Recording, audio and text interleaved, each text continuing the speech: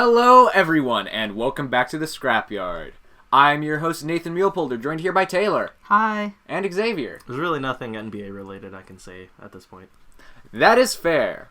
Today we're talking about the Overwatch League, specifically the end of Stage 3 and a few bits and baubles about the 2020 season. If you want to find us on social media or video game platforms including Xbox, PlayStation, and Steam, you can do that all at ScrapyardMedia. You can also find us on Twitch with the same handle, and of course, anywhere you listen to podcasts, including YouTube, all at ScrapyardMedia. Roll intro. Do you come from a land down under? Let's get right into it. Shanghai did it, y'all. Let's talk about it. I'm excited. They're excited. Yeah.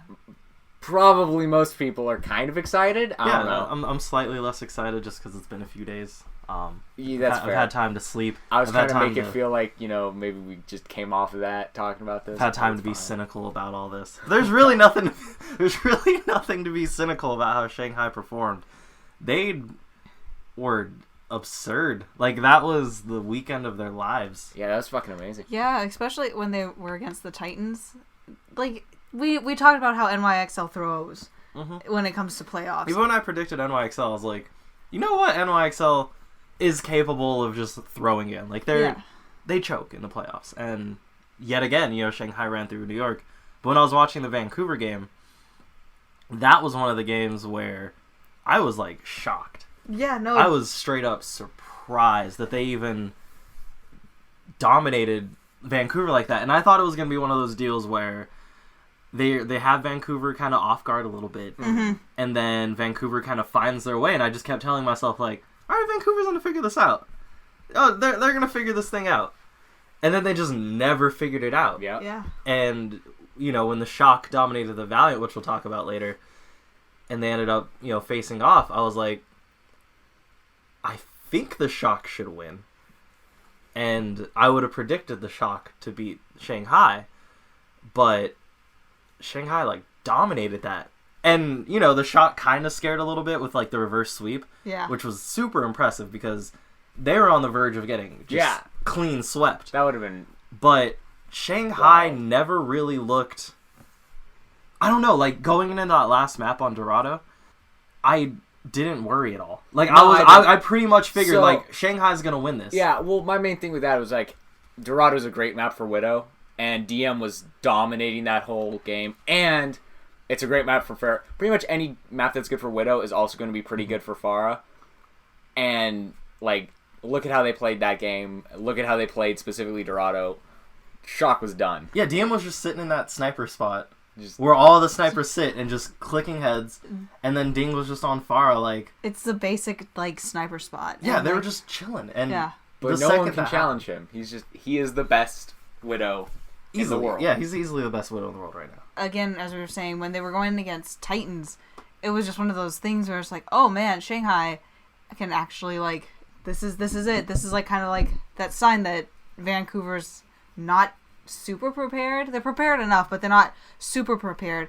And then I knew that, like, it was going to be coming out Shanghai when they showed the, like, before the game interviews with Sinatra and, like, Moth. And Sinatra was worried, Yeah, Sinatra was like, I'm afraid. Like, this could be Shanghai's map. And he was like, knock on wood. And they brought in wood for him to knock on. But it was just like, if Sinatra, who's, like, the best Zarya in the league, is saying, yeah, you know what, this isn't ours, I'm nervous about it, then you know that Shanghai's going to be the one that comes out on top. Because his Zarya didn't matter at all. Yeah, no. And, he was... Ding hard countered him. Yeah, and he was good on Sombra. Like, in those last few maps, it was him and Choi that were kind of dragging them to map 7.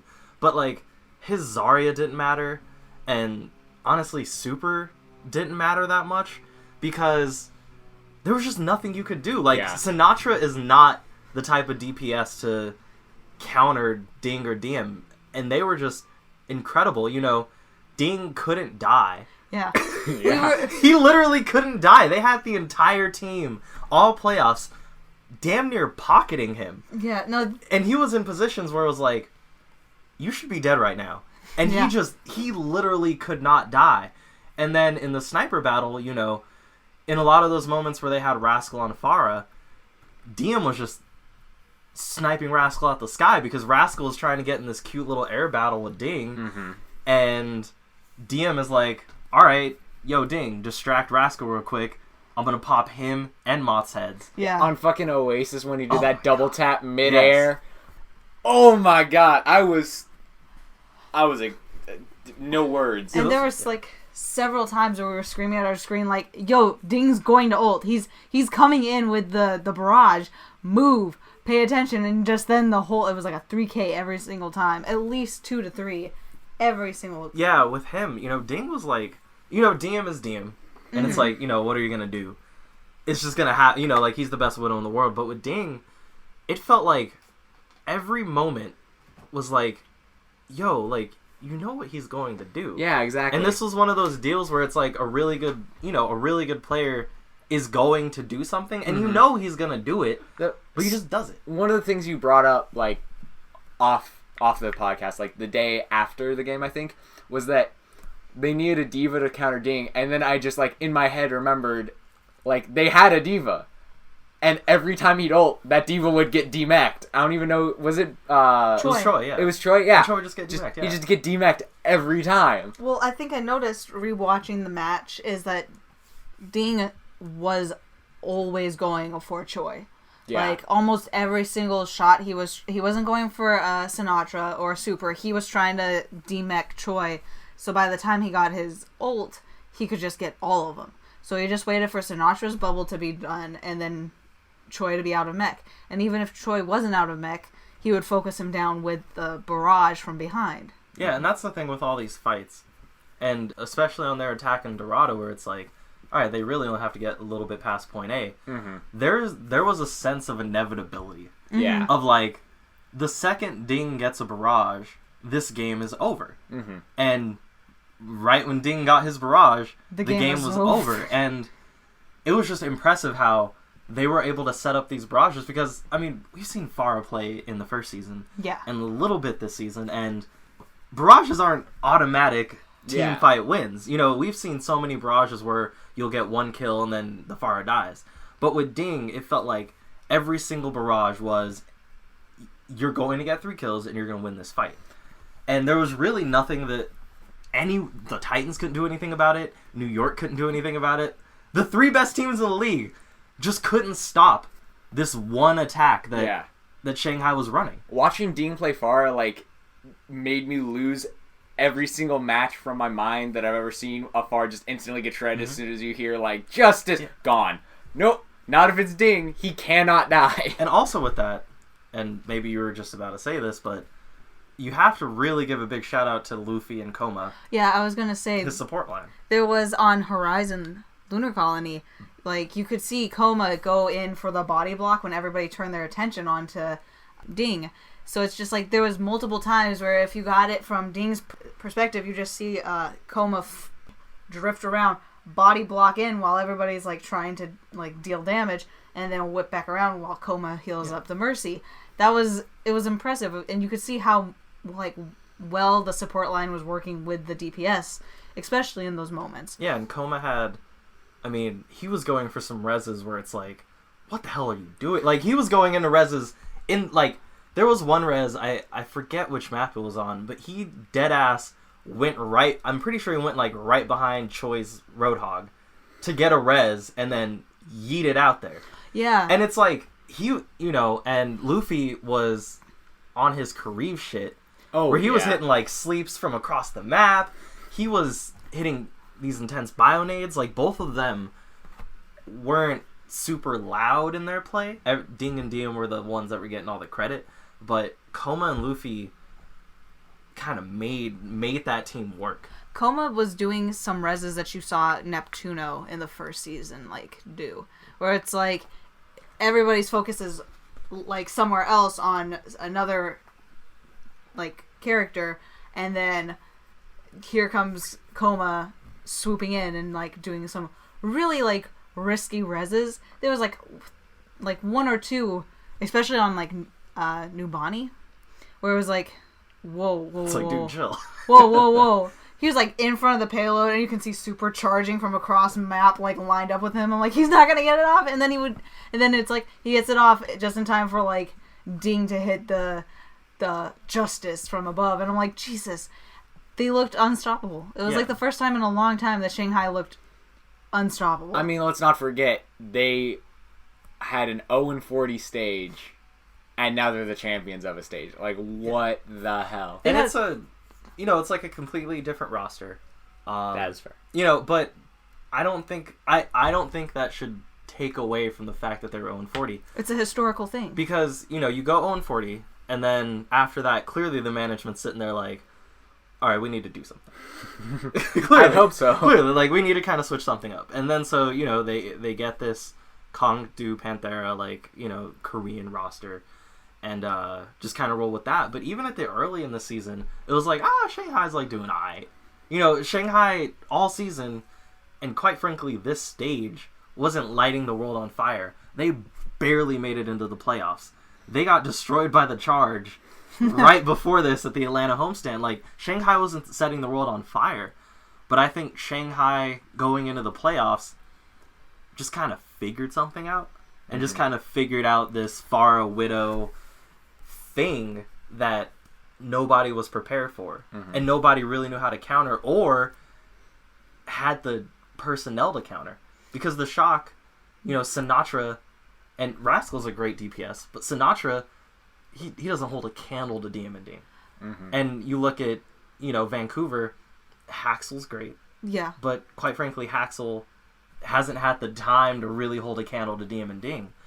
And, you looked at the Shock, and they tried to go Architect, Smurf, Striker on Oasis. So they tried to go like DPS versus DPS, and it worked out kinda, but they just didn't have the time to really be clean with it. Smurf, Striker, Architect, they all kind of looked rusty. There were some amazing plays, like Architect is the monster. I couldn't deny that there was like some really good plays on Oasis, but it felt like after that, when they went into the next map, and we were talking about how they should have probably waited for halftime to bring back in Super and Sinatra, that if they had just kept it like that one more map to let those other guys kind of warm up and into the role, we might have seen something a little bit sooner, more of a competitive fight. But yeah, they did almost get that reverse sweep. They did, and so that's the impressive part. Fun fact, I remember it popped up during the stream that I think if this game would have been a reverse sweep, then 3 out of 7 of the total finals will have been reverse sweeps, which is kind of interesting.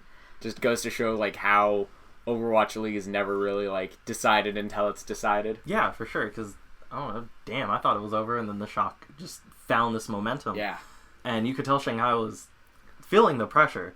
It was the maps. I think when it came down to it, looking at the records on the maps, we knew that Dorado is kind of 3-3-3-3 with both teams. So kind of going into that map, we could tell that both of these teams aren't great but aren't bad at this map. They have that average score. So it was just, at that point, it literally came down to what you always say: who has the better personal talent? The individual talent. And Shanghai had the better individual talent. And I think what also helped is because Ding had been playing Sombra so much, and so everybody was waiting for that Sombra Goats rollout, that him coming in as Pharah kind of switched things up, and it showed how versatile of a DPS he is. And I think that's where people were waiting for the Sombra thing to happen, and they have just pushed past the Sombra. They've pushed past that Sombra Ghost that they were known for into this next kind of what we've been talking about, this locked 2-2-2 style. So it's you can see Shanghai and their staff and their coaching is already looking forward when everyone else is just kind of now stepping up to the bat. Yeah, and it's one of those things that I always think that you just need your team to be confident and all in on something, and the Shock were clearly confident and all in on their play style. I think early they weren't. They were trying a bunch of different things. You could tell they didn't really find a rhythm, but they really caught a rhythm with that Orisa Roadhog deal that they had going, and it worked. They almost pulled it back. Yeah, so they almost ran it back, but Shanghai is another team where they were just all in on this Pharah Widowmaker thing. Yeah, definitely. The supports were all in on not letting Ding die. Mm-hmm. DM was all in on being DM. Yeah, being DM and hitting these flanks and really playing around Ding, where if everybody's focused on Ding, he's crossfiring from the other side. He is the angel of death. Yes, and there's just nothing you can do. And Gamzu was just perfect in his role of just him and Youngjin doing the Risa Hog thing and just getting those key picks and then letting DM and Ding clean everything up.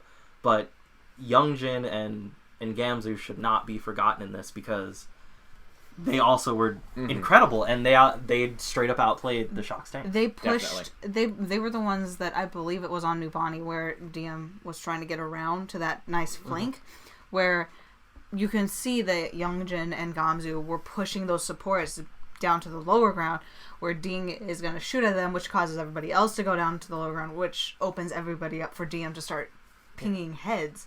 And it's just, those were the things where you could see that this team was really coming together. Yeah, and Youngjin's Doomfist also was, like Ding's barrages were, one of the frustrating things where it's like, he's going to do it. Mm-hmm.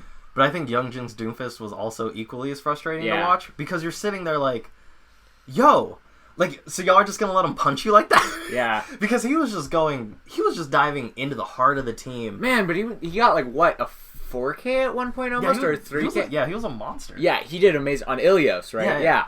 He was a monster on Ilios, and he was a monster on Numbani. Yeah, definitely. And there's just kind of nothing anyone could do, and you're sitting there like, y'all are really just going to let this dude's Doomfist just roll up on you like this? Damn. The thing is, that just shows how versatile that whole team is, because you can have Ding do really great Sombra and really great Pharah, and you can see that the support line can do these different things, and that Youngjin has these like sleepers in the back pocket. So it's like you can see how well they're going into this, like the next stage, having all these like really amazing players. It is definitely, like Xavier always says, and like the almost meme of this channel is individual talent. And it's not even just individual talent, it's the talent on the characters they picked, because it's so hard to challenge DM on Widow or Ding on Pharah if you don't have a Widow, but every Widow's going to get outplayed by DM. Yeah. The second a shot goes at Ding, and even if he doesn't survive, he's getting rezzed, and you're getting picked. Yeah. And Koma's doing a weird, funky res, and then Sinatra for some reason's on Widow, and you're like, what are you doing, huh? And to look at the Shock, I mean, on the other end of this, a team that were super scrappy and almost pulled off the reverse sweep, but there's clear, not a lack of individual talent on there, because Rascal's incredibly talented, Choi's incredibly talented, Super, they're all talented. But there is certain things where it's like, you're behind the curve on something. And one, I think, is Violet. His transcendences were late. Very late. In almost all occasions. Like, and there are times where you see, like, he has transcendence, and I'm like, everybody is red, please. Yeah. And then, like, 3 people are dead, and he's like... Or he'd use it, and then it's like, right after he uses it, they just get ult bombed, and it's like, alright, dog. So his transcendences were really weird. And that's kind of a thing with him, but he's still really good. And then you have to look at their kind of DPS line.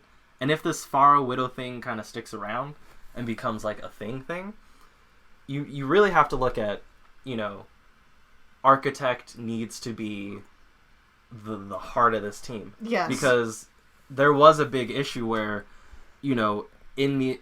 on Dorado or kind of in these early maps, Sinatra is not the type of dude that can provide that Widow 1v1 battle that you need to support Rascal, who was playing great Pharah, but if you have one Pharah, and then, you got your Sombra or Trace or whatever Sinatra's doing, and then the other team has a Pharah and a Widow. That's DM. Like, your Pharah's screwed because there's no one putting pressure on the Widows. Like I said, you can't pressure them. Yeah, and Sinatra is not he's not... Sinatra's a different type of DPS player. And he can't play Widow like that. Yeah, you can't...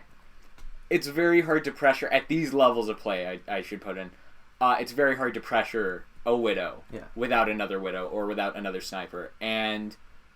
especially against DM, like I said before, you're not pressuring that Widow enough with who's on Shock, with who's on pretty much any team. And so I think like this, unless maybe you get Bren. Yeah, so like this playoff meta switch that happened, where goats really became very out of fashion, very quick, and Shanghai just busted goats meta out the door in the last game that ever was going to happen in goats meta. You know, they busted that out the door, and it really showed the weakness in Shock, where Sinatra is basically the greatest Zarya we have ever seen, but in the unexpected event that this meta busts open and the Shock really need to be versatile and switch, Sinatra's not that dude that can bust out that Widowmaker or bust out, you know, that elite Hanzo or something like that, you know. All these teams need to pick up like a pro Counter-Strike player. And I think the interesting thing is that we saw Shanghai during the Atlanta homestand kind of testing these things, like, because they didn't have the week off or so, like everybody else did. So you could see they had started testing these waters.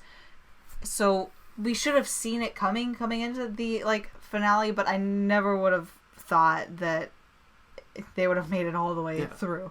I thought Vancouver also had this time off. Shock also had this time off. They're working, and especially when I texted you in the morning, I was like, yo, Shock has fucking Striker and Smurf in. Yeah, that was weird. And I was like, yo, this is crazy. This is their opening. These people are walking out with them. And for a second, I was like, they did take what we thought we were going to do. They were going to take that time, work these other dudes in, and then play with them.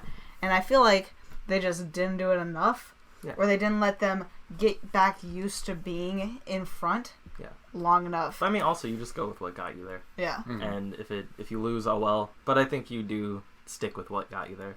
But I mean, shout out to Shanghai.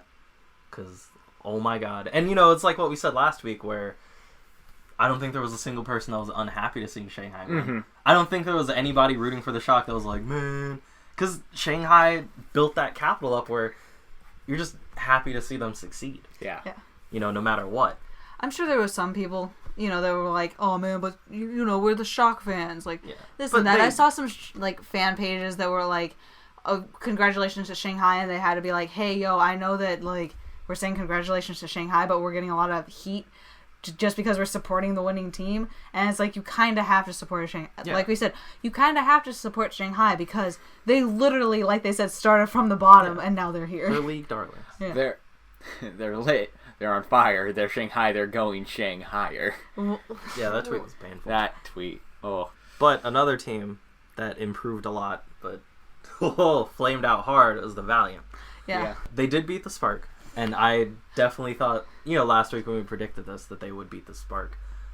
Because it was another thing where it came down to those tiny mistakes. I picked the Spark. Yes. Well, here's the thing. I should have known. Close. Because, like I said, Spark and Shock are very similar, where they're kind of a slow burn. And we've all talked about this. Both of these teams are kind of like, once they find, oh, this is what's going to work with their team, they just kind of started pushing through, and they, like, started training, like, with that. And then I was like, as soon as this shit starts changing, Spark and Shock are going to kind of fall behind. Well, I think the Valiant should have won the first game they played. And that's why I picked the Valiant this time, because the last game, it was literally 2 mistakes on a map. And they lost the game. But I think the Valiant are a better team. And this kind of showed it. Just because they really should have won their first meeting. And it was so close off of stupid mistakes. And stupid mistakes are easy to fix. You know, you can always fix stupid mistakes. Yeah. I don't know if you could fix the stupid mistake that was their game against the Shock. Where they got 4-0'd. And looked... No offense, Taylor, but they looked anemic. Oh. Damn. They looked... Is that still a thing? Yeah. Oh. Yeah, shout out to the Anemia Gang. But the Valiant gang. The Valiant looked like garbage against the Shock. You know, I thought they would at least put up a fight, but in the first map, the Valiant only had 2 kills. Oh. Yeah, only 2 kills. It's so rough. And honestly, it felt like the Valiant didn't kill anything that entire game. I know they killed stuff, but it felt like they didn't. Killed the plants on the side of the map. And it was just like, you were just sitting there like, what are you doing? You know, Shaxx regressed and looked like trash. Kareev honestly did his very best to hard carry. There were moments where Kareev was doing things that made you just go like, oh my god. But it just wasn't enough because he's playing Ana, and Ana's not going to 1v6 an entire team when you have the rest of your team holding you back. Yeah, and I think it just felt like Kareev is still like, he's Cinderella's shoe still sitting on the palace, and then the rest of the team was already turned back from to pumpkins. Yeah. It just felt like that, where it was like, here's this Cinderella story happening, and then Kareev's the only one that's still kind of left. It's like, let's push through, let's do this, and everybody else has already turned back into pumpkins and mice. Yeah, the Valiant peaked. They reached their highest point of the stage, beating the Titans, making the playoffs, winning a playoff game, and then that game against the Shock was like, womp, womp, was womp. the denouement? Yeah. Their climax was beating the Titans, and then they had a little bit of falling action, getting a playoff win, and then that denouement was, and he died of old age with his wife and kids right next to him, or some sad stuff like that. Yeah. Because they just fell apart, and it was really. It was sad. It was sad to watch. It was bad. Also, New York was very sad to watch. Yeah. If we just want to keep the awfulness going. I said it was going to happen. Because, like we've said, NYXL does that thing. Yeah, they do that thing. Them and the Gladiators are both kind of like that. And even Seoul. All these teams will get to, the playoffs. They're, the three most hyped teams, I feel like. They're, the, man, NYXL, LA Gladiators, Seoul Dynasty. Wah, wah, wah, wah, yeah. Wah. Yeah, there's really... I don't know, man. New York is They're such an odd team to me. Well, it's like the casters were saying Philly is hosting the finals. The finals. And how they might not even make it to the finals. And then, last year, New York was hosting the finals. And they might not even make it to the finals. But, New York will make it into playoffs. And then just be like... Oh yeah, it's cool. We'll just see our ways out. Yeah. I don't know what else to compare them to. I'm trying to draw a sports comparison. I'm trying to draw a comparison to anything, but there's nothing. It's just the New York Excelsior thing. They look awesome during the stage, or at least good during the stage, and they just choke. Yeah, they're definitely, and I'll say this, kind of with the Shock and along with the Titans as well. Draymond Green from the Golden State Warriors, he said, there are 82 game players, and there are 16 game players. And the Warriors are filled with a bunch of 16 game players.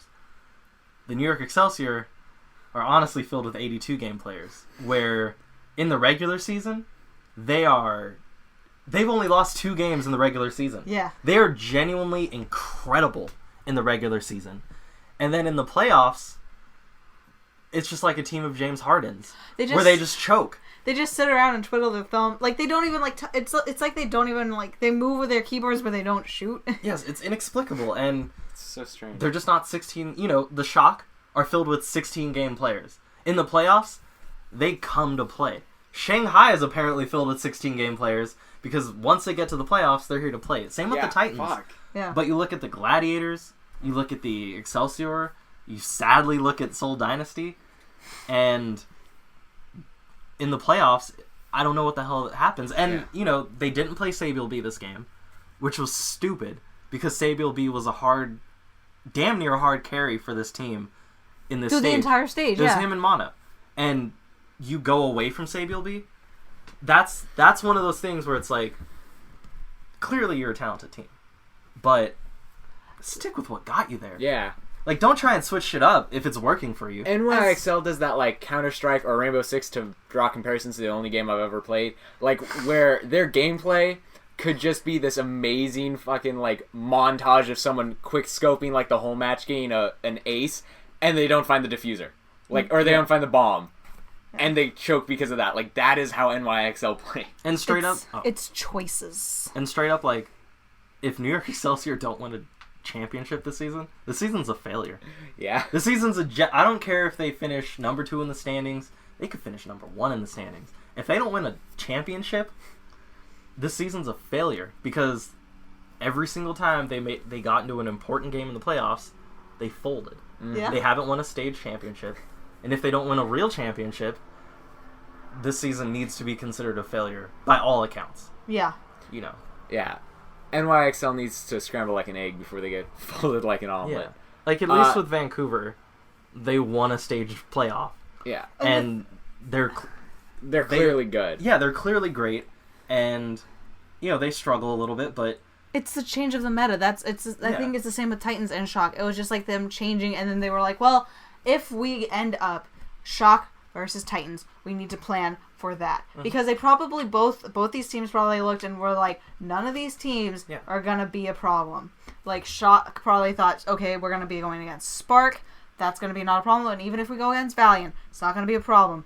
Vancouver probably thought the same way. Nobody thought of little old Shanghai just coming in and, like, uppercutting them like fucking M. Bison or some shit. It's just, they didn't see it coming. Yeah, and it's I agree with the meta idea because, like, looking at the players on Shock in Vancouver, especially on Shock with, like, Sinatra and stuff, you look at them while Goats was the meta, and they look like these amazing players. Like, no one can possibly beat them. But it was on those characters, and you don't consider, like, how big of a difference, like, playing different characters really makes until you see it in action. Like, Goats is great until Afara and Widow are way better than anything you can do. It's looking at it and being like, oh yeah, Goats. I know what Overwatch characters there are. D.Va, Ryan, and fucking, you know, the 3 tanks. Zarya. Sorry, there you go. Could not think of Zarya. Oh. Sorry. And then it's like 3 supports. That's it. And then I'm like, I go in to play Overwatch and I'm like, oh yeah, there's like 20 other characters in here that I could be playing. And, I just don't think Shock should ever run Moira. No offense to Moira main over here.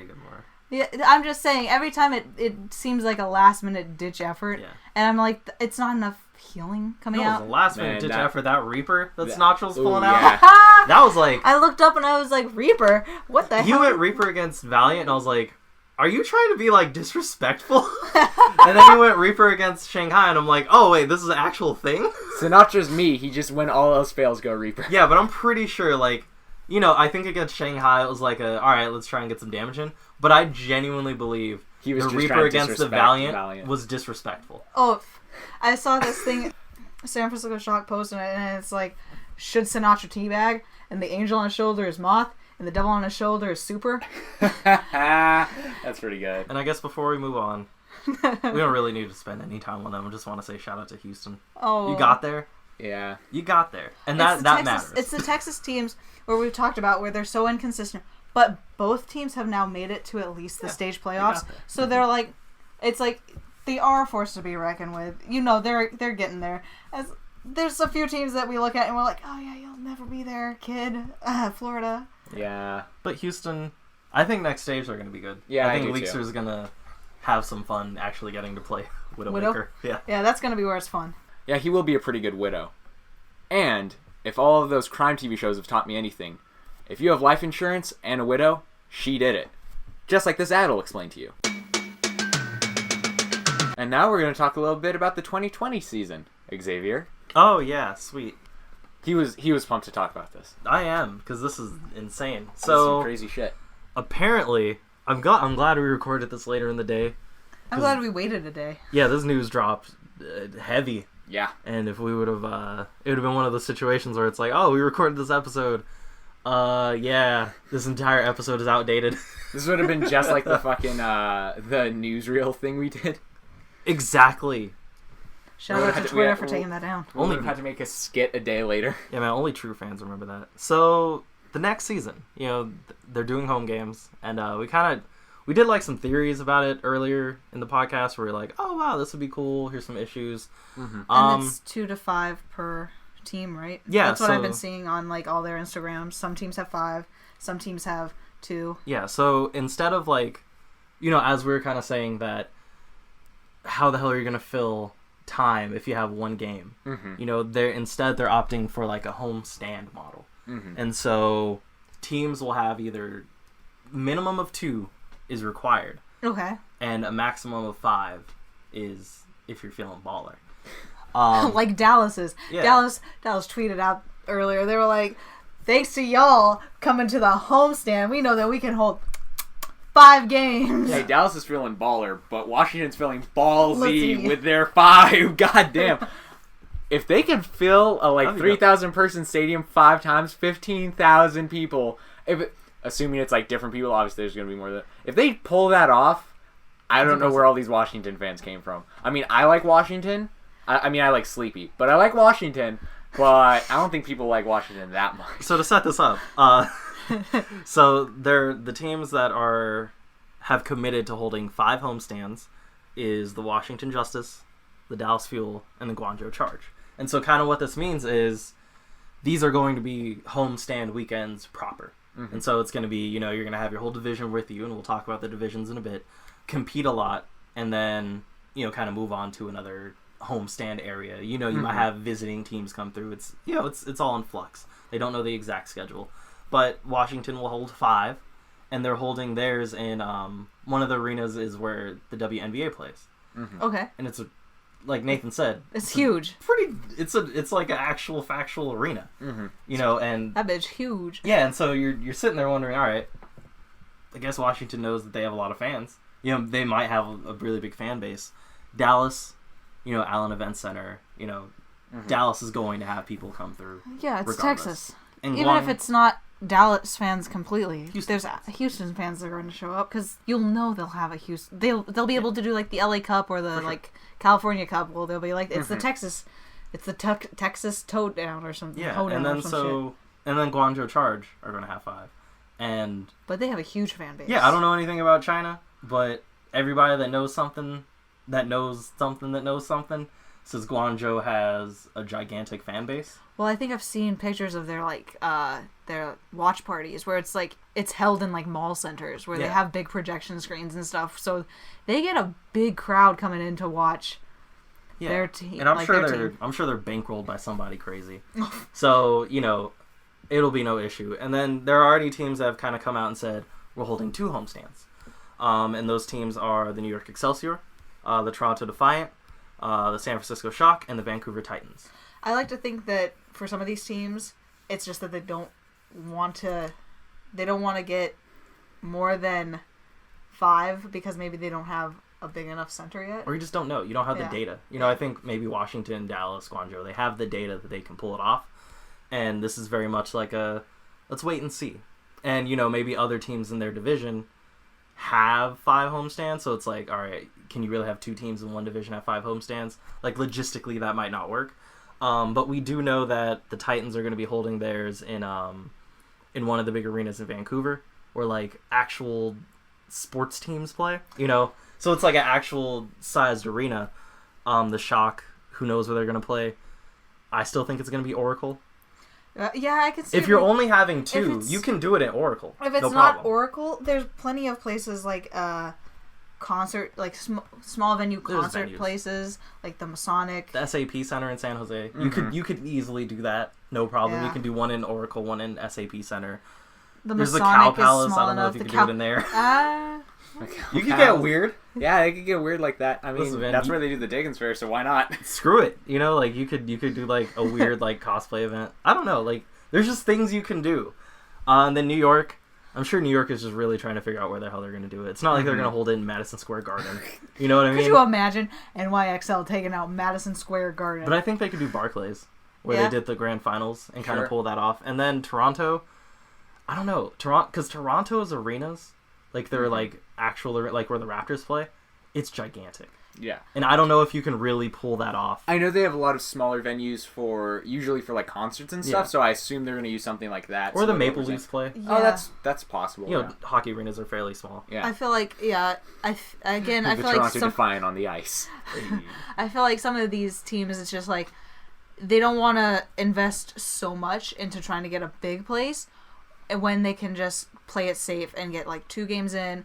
And if like, depending on, again, how the setup is, maybe we'll see more games in like the LA, or obviously in the LA area, that are like 5 homestands or something. Yeah, it's probably not that deep. So, in order to kind of accommodate all this stuff, they're eliminating the stage system. Yeah. Because you can't really do. It just doesn't make sense. They're still gonna have we'll get to this later, but they're gonna have a mid-season event. Mm-hmm. Could be All-Star, could be something else. And then they're going to have the end of playoffs. But there are going to be no more stages, and teams are going to kind of alternate between being home, having, like a week or so of homestands, like a bye week, and then being away, then being home, then being away, and then the season's over. So it's kind of a stage system, but it's not like officially, here are stages and we're having playoffs. And also to accommodate the travel portion of this, they're going to have divisions. They're all, geographic locations. Keep it close. You don't want to have people going too crazy for these homestands. So in the Pacific, which is the best division, just straight up, it's straight up the best conference. So the East is going to have Chengdu, Guangzhou, Huangzhou, Seoul. So basically all the Asia Pacific teams are going to be together, which clearly makes sense. And it's a really good division. It's going to be a group of teams and Shanghai. Okay. Forgot about Shanghai. Yeah. I was like, not the... I was like, wait, where's Shanghai? And I was like, you didn't say Shanghai, but I didn't want to question you on that. I was like, oh, we're getting them over here. Nice. We're all sitting here like blinking like, And so it's going to have Shanghai as well, which is easy travel. When they travel, they're clearly all just going to travel together. Yeah. And it'll work. And then we have the Western Division. Oh my god, the Western Division. Oh my god, the Western Division. So we have Los Angeles Gladiators, Los Angeles Valiant, the San Francisco Shock, the Vancouver Titans, and the Dallas Fuel. Damn. Yeah. R.I.P. Dallas Fuel. Dallas is screwed. Oh. They are in the toughest division in the entire league. That's beautiful. Washington's in there too, right? No. No, why not? Washington is... This is West. Washington is not in the state. Oh shit! I always forget You're that. slipping. I'm so sorry. I always forget that shit. It's because I don't know Florida, because it's like why. I think it is because of Florida. Yeah. They're both bad. They are both technically named after a state. And so what's beautiful is, you're playing your division teams twice in the season, and then out of division teams once. So we're gonna get to see Shock Titans regular season twice. Ooh. Shock the California Cup twice. Ooh. Dallas Fuel get destroyed multiple times. We'll be able to see that. And also, again, there's 2 homestands confirmed for Shock. So, like, we might be able to, like, us personally might be able to see the California Cup here, or we can personally see them go against the Titans. And that's just going to be hype. It's going to be great. It's just going to be hype. And then, so the Atlantic is sort of like the NBA Eastern Conference. Okay. Where it's... North and South. It's there. It has players. And it's there. I mean... I want to talk about the South Division, but you can take the North. Yeah, so let's start with the North. So it's made of Boston, New York, Toronto, London, and Paris. I don't think that's that bad. It's not. No, it's not bad competition-wise. It's questionable travel-wise. Yeah. That I think this is the hardest division to actually do travel, because Boston, New York, and Toronto are... I don't know if they're going to fly to London or, Paris a lot, but... They are across an ocean. Yeah. So that's a lot of travel that you have to do. But in terms of competitiveness, I mean, I think this is a good division. You have New York, London, which is a rivalry. You have Boston in there, which, Boston is just a New firecracker. York, yeah, Boston, New York is fun. Like just the 2 regions. I feel like Toronto has more of a chance against these teams because they're kind of like... You can see that they have potential, especially now with, like, the lock-in coming in. Yeah. I feel like Toronto is kind of, at least, can be on the same playing field as, like, the rest of the teams, especially with how bad London has been looking. And then we have the South. Okay, so with the South, you'll notice that 2 of our favorite teams have not been mentioned yet. Both Florida and Washington are in the Atlantic South Division, but with them is Atlanta, Houston, and Philly. I'd call this division bad if it weren't for the fact that all the teams in there are, like, the more mediocre teams. Like, Philly's not necessarily that bad, but, like, they're on that lower tier. So I think the South Division could actually be interesting just because... That's going to be Houston and Atlanta's playing ground. Yeah, it'll be Houston and Atlanta smash in, them 2 having good games. Atlanta is going to get that, like, rivalry with Houston, but, I feel like. Florida and Washington, that'll actually be a game for once, because they'll actually have equal competition. Yeah, it's gonna be... Oof. That division's gonna be rough. That's the minor league division. I think it's gonna be fun to watch just because we'll get to see how these really, really ass teams are going to actually be able to, like, push past that. And they have a season. I mean, they have an entire offseason to get better, yeah. Hopefully. Hopefully. Florida had an off offseason to get better. Didn't get better. Washington will have an offseason for once to get better, and I at least believe in them. And you know what? Now that Houston and Dallas aren't in the same division, maybe they'll actually not keep, like, stealing each other's powers of being good.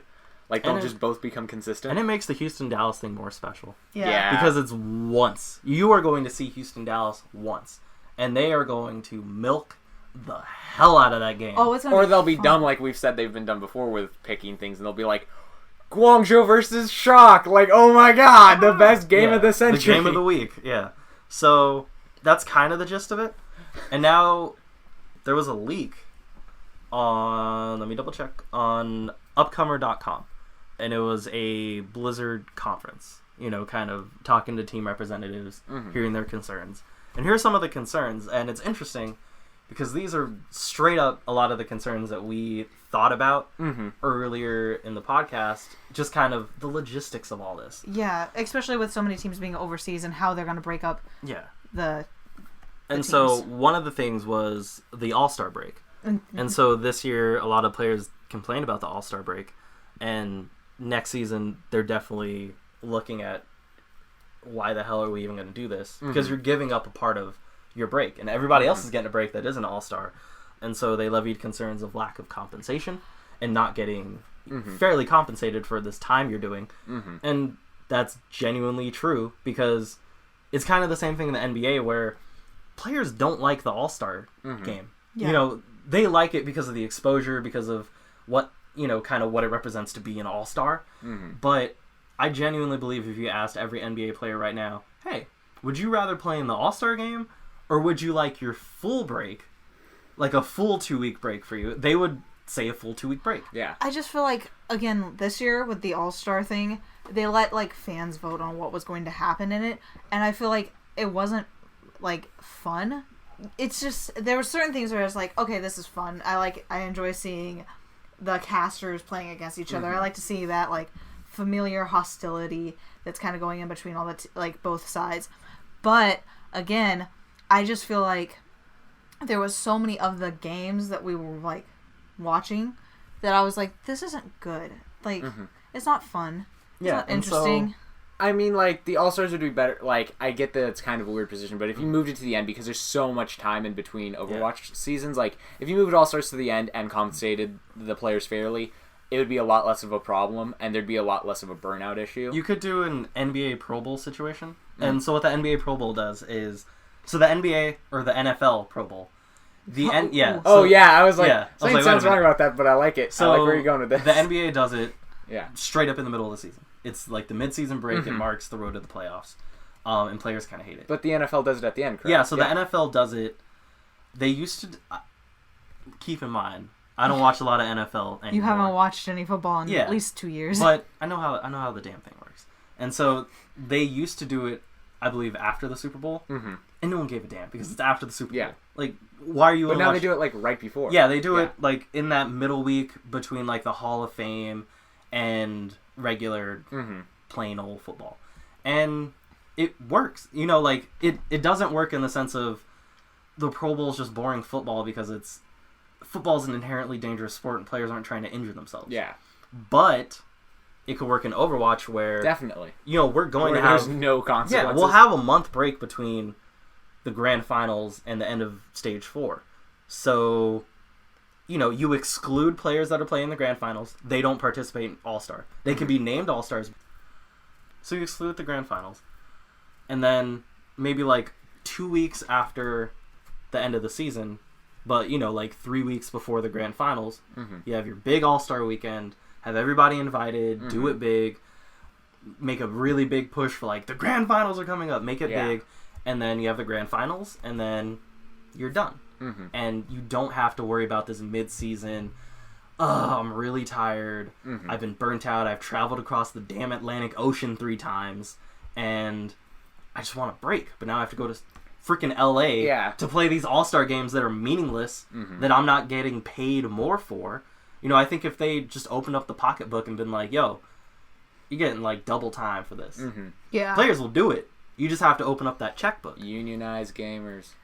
Basically. Pro gamers. Yeah, and so for next, they're floating the possibility of a mid-season tournament. And so League of Legends does this with MSI. And it's this big mid-season tournament in the LCS. Invite all the best teams from all the different regions and have them play in this big tournament. It's super exciting. It's incredible. The NBA is floating the idea of having a mid-season tournament. Mid-season tournaments are very vogue right now. They're so in. And Overwatch could do it. I think the stage format showed that I mean, every stage is basically a mid-season tournament. And it showed that, like, the format works. It keeps people engaged every single stage. You know, this damn podcast works almost on a stage-by-stage basis. Yeah, definitely. Yeah. And it's exciting, you know, having Shanghai have their moment, the Shock have their moment, and it's not just the one title.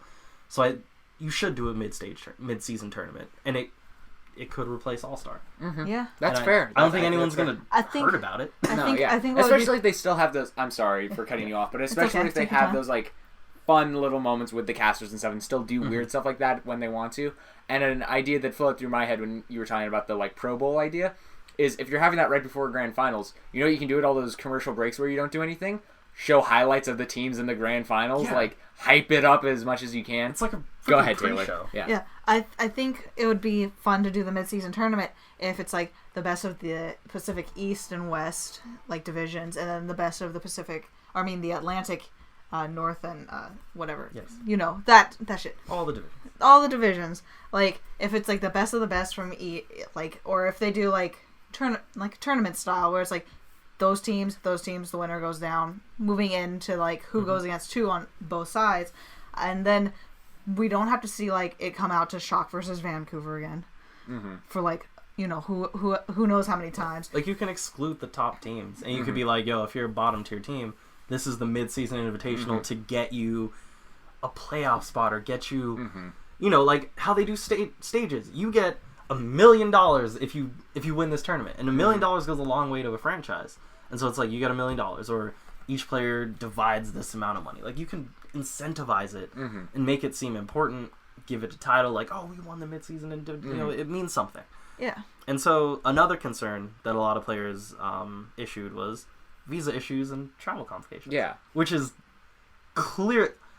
I guarantee next season there's going to be a player that can't play in a game because of a visa issue. Yeah.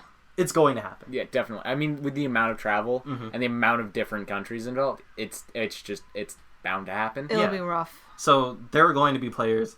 There might be whole teams. Yeah, well, so that's the thing. Issues. That's like why when you see like these big like world-spanning soccer events or like the Olympics or something. Well, I mean the Olympics, but like things like that where these big world tournaments, they're centered in one spot or they're centered in like 2 or 3 spots if they have a lot of games. Yeah. So that doesn't become a problem. I assume is why. No, why. yeah. You like just get a Brazilian, exactly. We're going to Brazil. It's like, all right. Okay, you're going to like London, Brazil, or Spain. Sweet. Yeah, cool. Yeah, I feel like it'll work out better if it's like, so, again, all the Chinese teams compete against each other, and then it's like, they only go against the like California teams, or like, you know, like the teams here where it's like, they already kind of have visas to be in California, where it's like, that America. Yeah, you know. No, I meant like now it's States' time. rights. It's time. Reset. States' rights. See the union. we're It's time. We're by ourselves now, California. The California will rise again. I know. California is now turning into 5 states. Yeah. Remember that? Oh, that was man. stupid. If only they read the Constitution. Yeah, but it's like they who have the.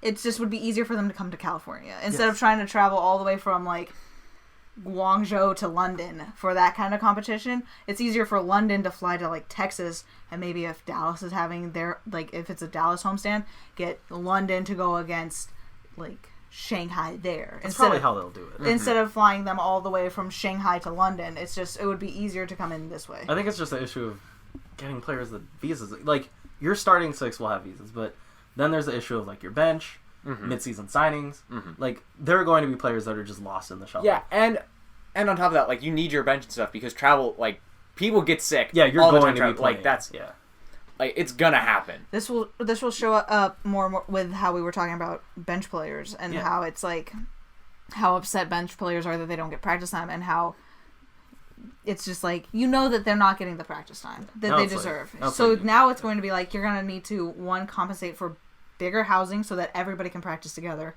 instead of just being like we're designating practice time for our starting 6, you guys just find the time when you can. Now it's going to be like we have to have practice time for the entire like 12-man squad because if homie gets sick 12 or 8-man squad where it's like we're going to have to test every single like starting lineup, every single change out, every single like subbing in from the bench. We're going to have to change all these different things And that's where I can see it becoming like, this is where shit gets more important to have the bigger compensations, the bigger payouts from playoffs or like grand finals or mid-season tournaments, where the prize needs to be bigger because they're going to need to have more shit. Yeah, and then so another one is how will balancing work with the lack of stage breaks. Stage breaks are a very natural time to push in a patch, but without that, where are you gonna fit in? Rolling in a patch, like you're just gonna roll in a patch. All right, yo, you got a game Saturday. We're gonna roll in this patch Monday. Cool. Like, I don't think teams, they have to go for it because they're not unionized. So the teams have to go for it. Yeah. They don't have any collective bargaining power, but it's gonna piss a lot of people off if you're sitting here. Oh, all right, we've been practicing this Orisa Hog thing. Orisa gets nerfed hard. Oh, hey, Monday, like, yo, do it, and it's like. All right, cool. These players have been practicing with it on the PTR and the ladder with that patch, but it's a completely different game doing it in an organized team setting in practice. And you just won't have access to that patch. I mean, I assume either there's just going to be a lot less patch rollouts during the season. That's bad, though. The alternative I see is that they do just say, like, okay, well, now there has to be a break in this season right now while the patch gets rolled out or something. Like, they'll be like, that's when they do some kind of mid-season tournament or something. It's like, oh, there's a patch rolling out, but since we're doing a, like, pointless game, like, just fun weekend, yay, do patch. Throughout the patch. Yeah, so, and then the last one, it's not really an issue, but kind of how they're going to do the setup is, you're going to host, like, if we're talking about the East Division, they're going to host the West for a whole block, and then go to, like, the North, and then come back and host the South, and then leave, and then go to the West, and then come back and host whatever, then leave, and then playoffs. Yeah. And, if you're Florida, end of the season. Shit. So If you're the South Division, end of the season. Yeah, but my two biggest things about all this is, and this is where the hot takes come in.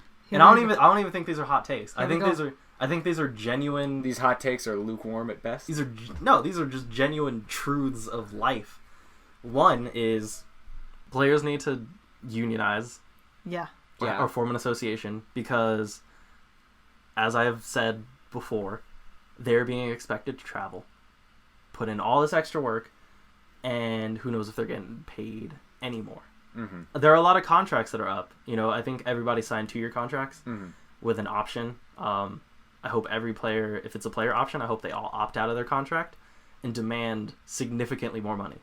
Because this is going to put in a lot of stress on them. If you're expected to travel from, let's say, LA all the way to Shanghai, and then if you get stuck in come back to LA, right? And then it's like, now you're going to go to New York the next week. If they're not getting paid to do that. That's even worse is Valiant goes to goes to Guangzhou or Seoul, and then it's like, okay, cool, and then the next week they come back and it's like, okay, here we are back, and then it's like Texas and then New York. But that's not even the biggest concern. The biggest concern is, so you're expecting these people to travel, they're not going to be able to stream. I'm sorry, that's an entire piece of income that is gone. That's a big deal. So they're not getting that streaming income. You damn well need to compensate for that, because just like Defran did, Defran is making way more money now. XQC, he dipped. He's making ungodly amounts of money streaming. And so all these players are going to be like, all right, I'm traveling around the world. I'm competing. I'm tired. I'm burnt out. Yo, I could literally just go home, sit in front of the computer for 8 hours a day and stream and make the same amount of money that I can make doing this Overwatch League stuff. So they need to incentivize players to not just say, screw it, I'm going to go stream. Because you're taking away that option for them. It's a thing that, doesn't exist in any other sport. Yeah. Tiger Woods can't be like, hey, come watch me play golf and pay me. That's not a thing. I don't know why I went with golf on that. That was a weird move. I was like, I didn't want to just be like, Steph Curry can't be like, come watch me shoot threes for 5 hours. People would. I mean, people would, yeah. That's fair. It's like that thing where... It's not a thing that exists. NBA players, they can get endorsements all over the place. And so, they travel a lot, but it's like, yo, I'm making millions upon millions in endorsements, but most of these esports players aren't making that much in endorsements because there aren't really sponsorships out there for them. And sure, you're sponsored by Corsair or whatever, but you ain't sponsored by Nike. You ain't Yeah. sponsored by like a company with a real power behind Yeah. them. And so you're not getting that money back. So these players need to basically just say, yo, Blizzard, we get what you're trying to do, but you need to open up that pocketbook. Yeah. In addition to that, on the topic of opening up the pocketbook, is there going to be a pocketbook to open? Yeah, that's... Yeah. Because, quite frankly, I could straight up see next year being the last or the second to last year of the Overwatch League doing this, folding, and then this becomes a damn My Hero Academia podcast. And I'm going to be completely honest, because if you look at this, this needs to succeed. Mhm. If this doesn't succeed, you're screwed. Because Definitely. these people have invested, like, what, $30 million to buy into this damn league? Mhm. And you're now starting to get all these different spots, and you're booking these arenas, and you're Which paying isn't players. cheap. Yeah, you're paying players, staff, all this, travel, all this. Blizzard's playing for it, Activision, all that. And if next season comes and attendance is not good, and you can project all you want, Mhm. but projection doesn't add up to ticket sales. Yeah. You know what I mean? Projection doesn't add up to ticket sales every other week. And so if none of these teams are busting a profit, what's the point? Mhm. And so then the owners are like, all right, well, this is a waste of investment. Mhm. Activision is, will have to start putting in too much of their own money to keep this league going. And then they're just going to eventually say, screw it, or fold it, and then move it back to LA permanently and be like, all right, yeah, now we're just like the LCS, and we're just kind of like in one spot, might do that. Because you look at League of Legends, which is significantly bigger than Overwatch, to be like straight up, and the LCS is held in LA. Yeah. They hold their game, and they don't sell out Yeah. often. And obviously there's something about the LA market. That's your only market, so there's really only so much people that will show up. But I could definitely see Overwatch fumbling the ball, and Mhm. half their franchises are bleeding money. I could see Florida bleeding money. Yeah, I could straight up see New York bleeding money. definitely. Dallas. I could see Dallas bleeding money. I could see Toronto bleeding money. LA Valiant, definitely. I can see them. I could see the Shock bleeding money. Oh, Yeah. yeah. Just because of how disparate the Bay Area is. Mhm. And will you really be able to fill up a place like that often? Especially with how much things cost out here. Yeah. If you're booking an arena, if you're trying to get cute and run like SAP Center or Oracle, like, that's going to cost you some money. And NRG has a lot of money, but there's only so much money you can spend on. And the thing is, your fan base isn't the people that, like, can really afford that kind of shit. Or even go there. Exactly. There's so many gamers that are probably sitting around like, obviously they're not targeting just gamers. They're trying to get like just sports fans. Mhm. And it's very clear what they're trying to do. But can you activate that gamer base to be like, all right, do I sit at home, watch it on Twitch in the comfort of my own home for free? And Or do I have to not get in my a- home, in my apartment that costs $3 billion. Yes. Do I get a Lyft driver to take me to the BART station because I can't afford gas, to which I will try and get there, but I can't buy anything while I'm there. Yeah, it's a whole thing. It's like, a thing. It needs to be in range of like a BART station. It needs to be. It's gonna be expensive, whatever yeah. it is. So, and then there's just so many complications. If you want to do this localization thing, do you start trying to sell TV rights to local stations? Kind of like how NBA teams do, where, yeah, the games are on TNT and ABC, but every single Warriors game is on, NBCSN. Like, do you start trying to, like, mess around and have, like, hey, Overwatch League is also on your local sports affiliate, while on Twitch and all these other avenues? Like, do you try and mess around with that? How do you engage a fan base, and keep them engaged, especially if your team is bad? Because these teams don't have the history where people are really willing to put up with a trash team. Yeah. You got 50 years of history in some other sports where it's like, hey, yeah, that's fine. If my team's whatever. garbage, I've been a fan of them since I was 6. You Yeah. don't have that with Overwatch. My dad was a fan of them back in Yeah. the 40s. Like, You don't have that. I feel like also one of the things is because it's so young and it's one of those things where they haven't put in, like, Overwatch, the game itself is still young, and they haven't put in the effort to where if you went to a local place and you saw a sports, like a fighting game, or if you end up at an arcade and you somehow get roped into a, I don't know, DDR competition. Yo, shout out to the DDR community. Yeah. You can sit there and you kind of watch and you can be like, wow, this is intense. This is pretty cool. This is, something where it's like, but only the people who go to these little, like, internet cafes or arcades where they have these DDR machines set up, or it's only going to be, like, the people that are there that are like, hey, yo, why y'all got, like, a full gym bag at the DDR machine? And it's like, oh, because we're training. And then you find out more about it. Like, dog, you're catering to a niche of a niche of a niche. Yeah. Gaming, esports, Overwatch. Competitive Overwatch. Yeah. Like, there are levels of niche that you're catering to, and I don't know how you're going to do it. The other thing I want to say is, like, with opening the pocketbook, like, Blizzard has to make a choice at some point. Do we make the game better and add more, like, fun cosmetics and, like, all the shit that drew people to this game in the first place? Like, these interesting characters and stuff. Pay the voice actors when you have people, like, big voice actors on this game, like, to come and record dialogue, get the time to animate new stuff, pay for all of that, making new maps and patches and all that? Or do you play your, like, pay your competitive players more? What's going to get people to buy the game? It's like, hard. So I wonder if it's... I just like, don't know how, there's so many questions of how you're going to I feel like this off. At this point, Blizzard has, with Overwatch, it has these two different sides. And I think it also ties into the fact that if you go on, like, there's the Overwatch Twitter, which shows you all the cosmetics and everything, and then there's the Overwatch League Twitter. Yeah. And it's like, they're two separate entities, and they don't really ever interconnect. Yeah. So I feel like there's, just with this already, there's this disconnect between, like, here's all the cosmetic things that are happening, and then over here is all the competitive esports thing. If you just let these, like, forces combine a little bit more, if you made more of an effort to be like, and they kind of are, they're like, show your skins during the off season, like, play with your skins in the game, so people do see them more. It's just, I feel like they're not, again, we've said this all the time, they're not hyping it up, they're not pushing it enough, they're not putting enough effort into it. Speaking of the skins, because this is a point I wanted to bring up when you first brought up, like, local news stations, you're more incentivized to watch it on Twitch, which they originally wanted because that's how they're getting money. But you're more incentivized to watch it on Twitch because that's how you get, like, the cool, like, tokens for, like, cool skins and stuff. So people who play the game, who want those, like, things, who want to have their whole team, like, every one of their mains decked out in, like, SF Shock gear or something, they're not going to watch it on a local, like, network. Yeah.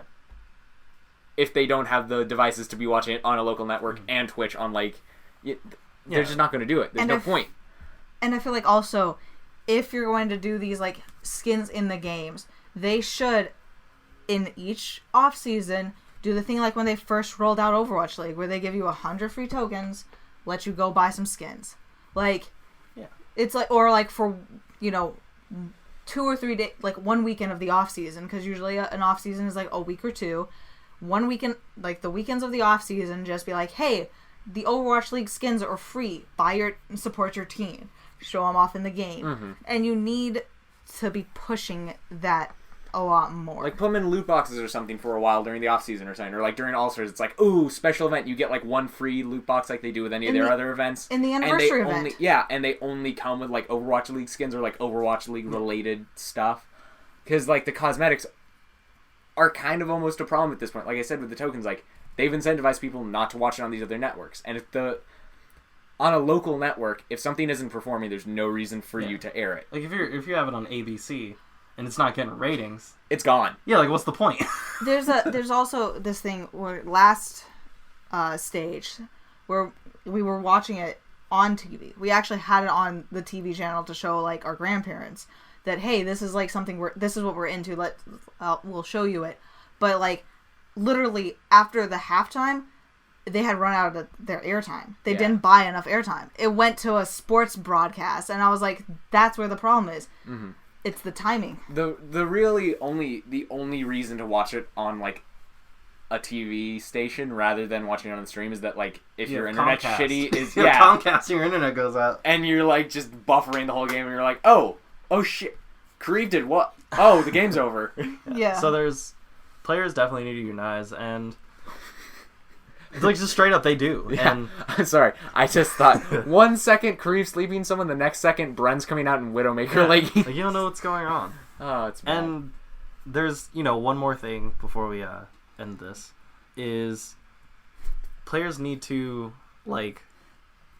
teams need to figure out stars, and you need to really figure out how you're going to market your team to your local market. And this is, I don't think it's going to be an issue with Dallas. Yeah, because Dallas has their team's heart. I think Washington, they're confident in their homestands because they have the city, they have a strategy. I think San Francisco is also going to be the same thing. Yeah, Shock's pretty good. We have popular players. They don't just have SF; they have the whole Bay Area. Cause, Atlanta, Baby Bay, and Dogman are. I think they're going to rep Atlanta hard, but New York has Jonak, but it's not like New York is the team that I was going to talk about. Oh, because it's a team of all Koreans, and that's fair. And I think there is a genuine thing where if you're from a New York team, and you really see this a lot with European fans, you straight up see this a lot, where the London Spitfire is considered the lesser European team than the Paris Eternal. There's two European teams because the London Spitfire is all Korean. Yeah. And the fair. Paris Eternal actually has people from Europe on it. And that's a genuine thing where you decide which team. You're like, all right, well, London is just all these incredible Korean players, but they're incredible players, but they're not London. Yeah, they don't rep London. And I definitely understand that. And I always argue with these people where it's these aren't national teams, you idiot. You get the best players you can get, but at the same time, I understand the need to have a player that kind of reps your area and that can speak English. I think an American player would struggle hard in China if they couldn't go in there and be like, yo, I can do this radio interview. I can do this. Nobody in the New York Excelsior, the New York market is huge. Yeah. And you could be on every radio show, but do you really want to go on a radio interview and have Jonak and his translator go through this long interview? It'd be so much easier if you had a dogman up there yo, with the New York Excelsior, we do this. Go ahead. I think one of the interesting things is with some of the teams that are all Korean, you can see that they're kind of taking to Bumper. Oh, they're loving their city. Bumper comes off very much I am so into Vancouver right now. He comes off as and even if it's not he likes he's not coming off as Vancouver, he comes off as that Titan. Okay, because he tries to present himself as this big force, this force of nature, and you can see that also with Toronto. But when you look at London Spitfire and their social media, they're always look at how fine our boys are, and it's all of them are posed like K-pop stars. But they can't travel to London. Yeah. So, with Bumper, they do adapt to their... And Jonak, he has that, New York flavor. He's living that New York flavor, but kind of. There's the casual fan. And the casual fan is going to be attracted to that There's something English-speaking to be face. said about, being able to look up to someone on a team from the city that you're from who looks like you look like. Yeah. That's just a thing. That's been a thing forever. Forever, yeah. Looks like the people you know. Because, with SF, it works, because SF is the Bay Area is super diverse, so having a diverse team, that's familiar. Yeah, that looks SF. You can see somebody that looks like Moth, Choi, Super, Sinatra, all, in high school together. Yeah, that's, people I could have gone to school with. But, I'm assuming if you're from London, you probably don't know a lot of Korean people. Yeah. Or, one of the main examples is, and to draw, not always draw this back to sports, but, you look at a team like San Antonio, the Spurs. They are one of the their roster's always full of international players, and it's never really an issue because they're there forever. They have that base, and I think New York could develop that where they just have players there for so long that it doesn't matter. But if you look at how states react when they have a player that's from there. LeBron in Akron, Ohio. Damn near any Canadian player that plays in Toronto. You look at Rui Hachimura, who's the first Japanese player, to kind of be selected very high in the draft in the NBA. There's something about having somebody that reps your area. Yeah, that reps your area. And New York, you look at New York, you're like, New York, I get that. But it's all Koreans. And it's I don't think America has that problem as much, but you really see it in the European and they market. they don't rep the like. They don't have that feeling. Like, with the Shock because players... they never are there. Yeah. That's what I was going to say. With the Shock players, Sinatra feels like he's from the Bay Area. He may be from Washington. Like, and they live up here. Like, they have a house up here. Yeah.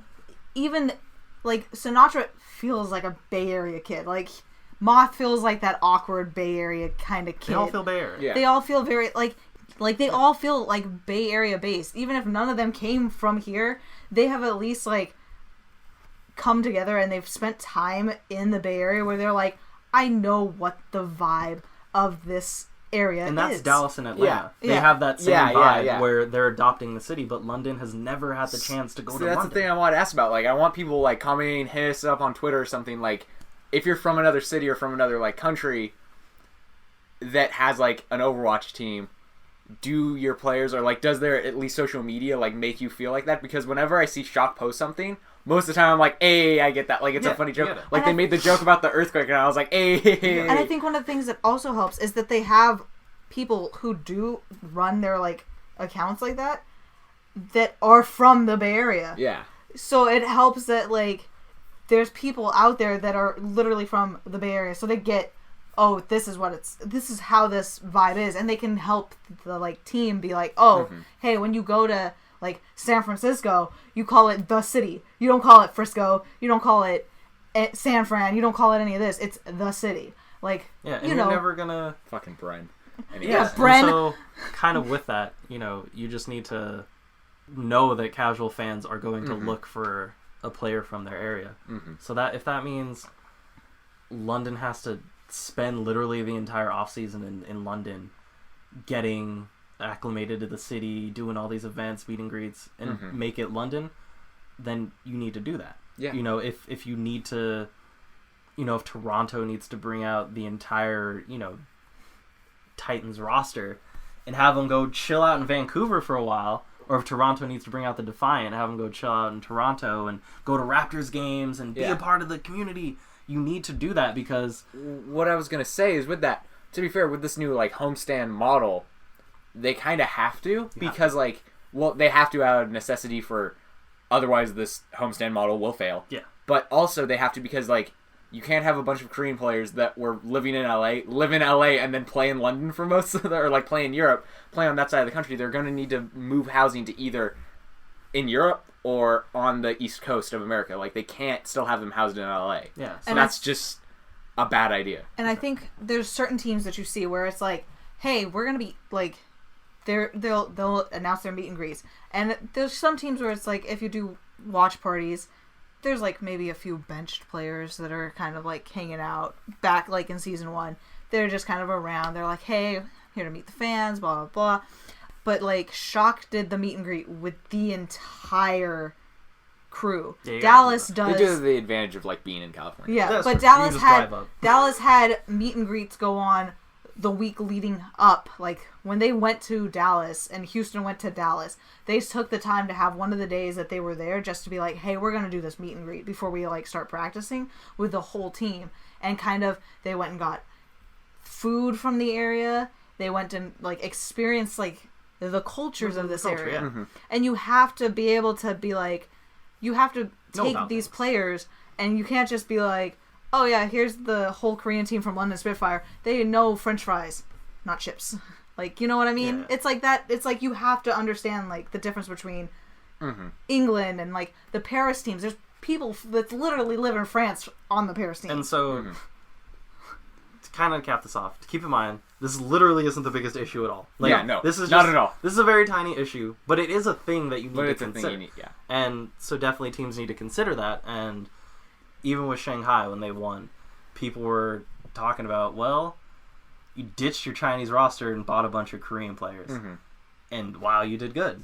But, like, you ditched all your Chinese players. Like, you really need to realize that nationality is a thing and it matters, because these are city-based and country-based teams. I also think it's good that Shanghai, they may have it's good that they improved, but they have a whole like Korean roster or starting lineup, but they still have some of their Chinese players around. It's not like Florida. Yeah, until this podcast gets published and suddenly Dia and Gaguri are cut. Yeah, no, exactly. But like, and to be fair, like the Gaguri thing, like Taylor has talked about, like you watch Shanghai playing in LA, and there's like a billion people chanting Gaguri because that's their player. Like, that's who they care about. When they trade Gaguri or when Gaguri leaves, that's going to be like the biggest upset of the Overwatch League. Yeah, but this homestand thing is going to be like interesting. Probably the biggest ongoing conversation in this podcast because I think the first week of next season is going to be the most terrifying, question-raising moment of all of esports. One more thing before we sign off, because one of you said something about, like, you can just drive up. I want to ask a question to, like, our European fans that may or may not exist, or anyone that happens to hear this, because, like, London has this advantage that I want to bring up that, like, technically SF has if they still lived in LA, but they don't. They live up here, so they're good on that. But, like, people that live in the area around London, not in London, but like maybe in a city nearby, if their team was doing a meet and greet in London, how long would it take you to get from your city to London?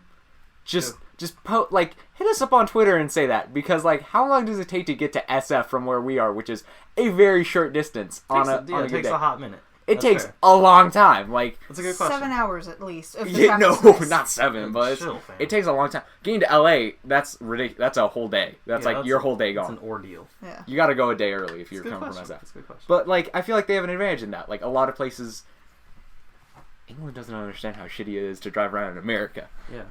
Roll outro.